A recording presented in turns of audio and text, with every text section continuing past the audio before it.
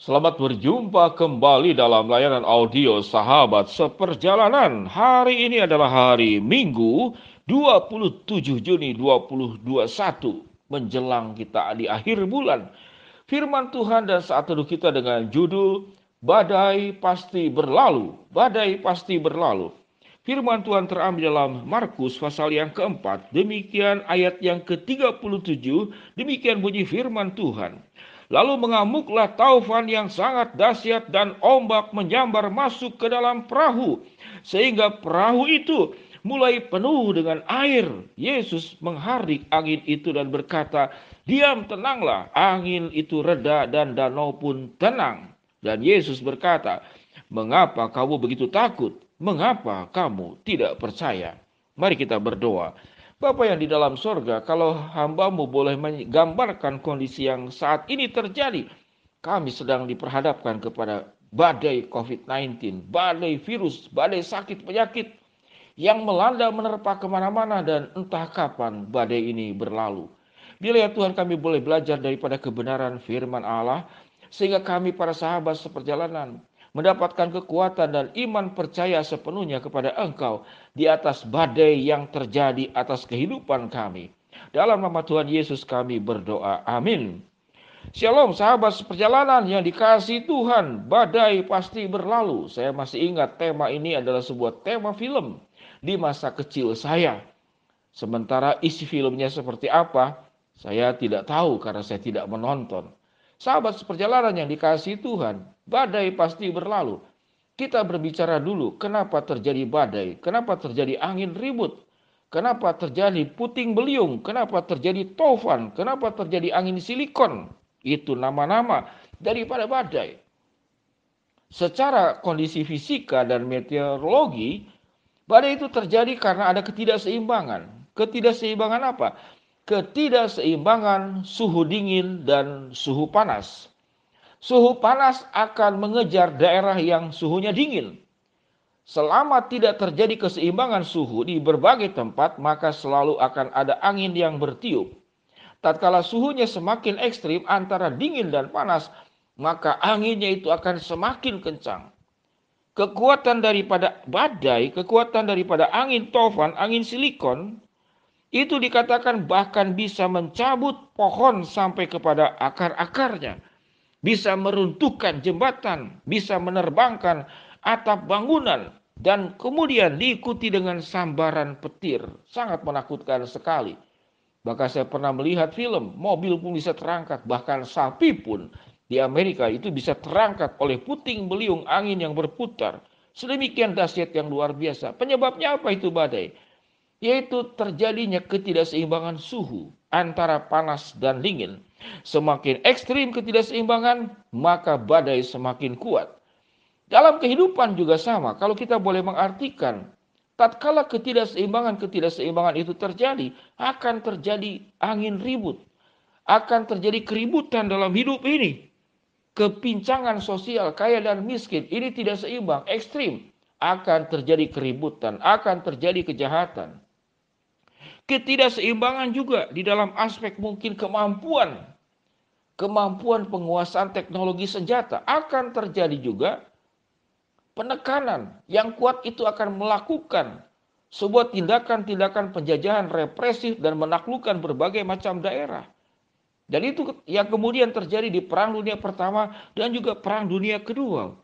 Bagaimana Nazi Jerman itu sedemikian kuat seakan-akan dialah yang bisa menguasai seluruh dunia. Akhirnya kemudian Amerika melakukan penyeimbangan.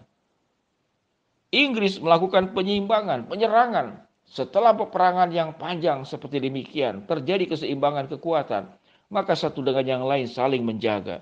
Sahabat seperjalanan yang dikasihi Tuhan, kalau kita berbicara tentang badai, kita sudah belajar. Faktor utamanya adalah ketidakseimbangan. Lalu kalau kita bicara tentang COVID-19, ketidakseimbangan ini timbul dari mana? Ketidakseimbangan itu timbul dari awal manusia jatuh di dalam dosa. Manusia tidak punya ketaatan kepada Allah. Dia merasa segala sesuatu bisa diputuskan oleh dirinya sendiri. lalu tidak mendengar suara Tuhan. Jadi tatkala manusia lebih banyak mendengar suaranya sendiri, melakukan keputusannya sendiri, melakukan tindakannya sendiri, dia tidak terkonek, dia tidak terhubung dengan Allah, maka masalah hidup itu terjadi. Alkitab dengan jelas mengajarkan, tatkala seseorang itu terhubung kepada Allah, tidak meninggalkan Tuhan, taat kepada Allah, karena Allah itu memberikan indahnya keseimbangan. Allah menciptakan alam semesta juga di dalam keseimbangan. Tatkala alam dirusak, pohon-pohon ditebang, kemudian terjadi gundulnya hutan, maka terjadi keributan, terjadi banjir, terjadi berbagai macam musibah. Sahabat seperjalanan, betapa indahnya yang namanya itu keseimbangan. Allah mengajarkan kepada kita semua berbicara tentang keseimbangan. Sakit penyakit tentu juga karena faktor juga ketidakseimbangan. Ketidakseimbangan apa? Kita tahu dengan jelas. Sumber daripada COVID-19 ini terjadi di Wuhan, China. Sedemikian banyak segala macam binatang dimakan. Bagaimana? Ini terjadi ketidakseimbangan. Sesungguhnya protein itu kita bisa dapatkan dari tempe dan tahu. Para dokter silakan untuk memberikan respon daripada apa yang sampaikan ini. Jadi sesungguhnya tanpa makan daging pun, kita itu mendapatkan gizi yang cukup. Gizi yang cukup. Protein bisa didapatkan dari berbagai sumber selain daripada daging. Kalaupun makan daging yang Tuhan izinkan, memang Tuhan izinkan. Saya selalu makan cuma 2 macam, yaitu ayam dan ikan. Hanya itu, tidak memakan daging merah. Sahabat seperjalanan, kalau manusia segala hal dimakan, segala hal dilanggar, segala hal tidak ditaati, segala hal sesuai cara hidup dengan cara hidupnya aku, tidak taat kepada Allah. Kerusakan, sakit, penyakit, bencana di dalam dunia ini, masalah-masalah sosial terjadi karena manusia tidak mau diseimbangkan hidupnya. Hidupnya melawan Allah. Tatkala dia bersama dengan manusia pun hidupnya menekan. Ada kondisi ekstrim yang diciptakan, semakin besar jurang perbedaannya antara dingin dan panas, antara kaya dan miskin, antara yang terdidik dan sampai ada orang yang tidak bisa bersekolah. Timbul kecemburuan sosial dan segala sesuatunya. Sahabat seperjalanan yang dikasihi Tuhan, betapa ajaibnya Allah menciptakan segala sesuatu itu dalam keseimbangan. Badai itu terjadi karena ketidakseimbangan suhu antara panas dan dingin. Kehidupan kita juga karena ketidakseimbangan. Kita lebih banyak memikirkan suara-suara kita sendiri, mengikuti kemauan kita. Kita tidak mau mendengar suara Tuhan. Di sanalah musibah terjadi. Namun dalam ketidakseimbangan yang dilakukan oleh manusia, Allah di dalam cintanya dan kekasihnya melakukan keseimbangan.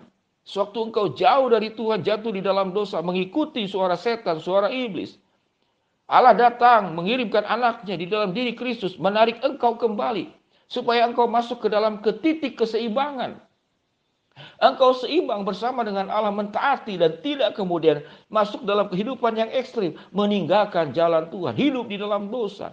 Sewaktu engkau berada di dalam tangan Allah, tunduk, setia, patuh, ikutin jalan kebenaran firman Allah, maka Tuhan juga bisa memulihkan dunia yang sudah jatuh dalam dosa yang tidak sempurna ini ke dalam posisi di dalam penguasaan Allah yang akan baik-baik saja. Udara akan bersih, hutan akan mengalami keseimbangan, hubungan manusia juga akan mengalami keseimbangan. Pikiran dan perasaan kita juga akan mengalami keseimbangan. Anda tidak akan mengalami yang namanya stres, takut, khawatir berlebihan, karena mempercayai hidupmu ada di dalam tangan Allah. Sahabat seperjalanan yang dikasihi Tuhan, satu perkara yang kita yakini, badai pasti berlalu, karena Yesus sendiri yang akan meneduhkan badai hidup itu. Bersabarlah, ada waktunya Tuhan menyatakan mujizat, campur tangan, dan kuasanya untuk menyelesaikan badai hidup ini. Mari kita berdoa. Bapa yang di dalam sorga, ya Tuhan, hamba berdoa buat sahabat seperjalanan yang masih muda, yang masih sekolah. Kedua anak ini punya pengalaman yang sama, ditinggal oleh ayahnya dan merasakan keterpisahan yang luar biasa karena rumah tangga di mana papa mamanya berpisah dan bercerai. Anak ini merindukan untuk bertemu dengan papanya, namun tidak terhubung dengan papanya. Biarlah bisa untuk menerima kenyataan ini dan bergantung kepada Allah. Tatkala kedua anak yang masih muda ini kehilangan figur ayah, hamba-Mu juga berdoa Tuhan buat sahabat seperjalanan, tetangganya satu keluarga kena COVID. Mereka khawatir karena itu di tetangganya, di sebelahnya.